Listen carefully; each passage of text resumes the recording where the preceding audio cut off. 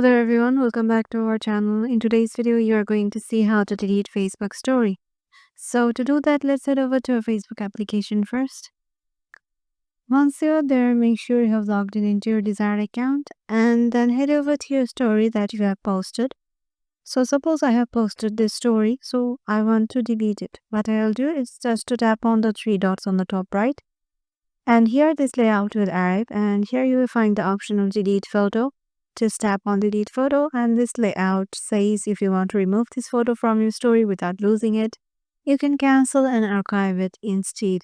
So as we want to delete our Facebook story, what we need is just to tap on delete. And as you can see, the photo is getting deleted and my story is deleted. So yeah, this is how you can delete your story too. Hope this video will help you out. If you face any sort of problem, just comment down below and we'll get right to you. We'll see you in the next video.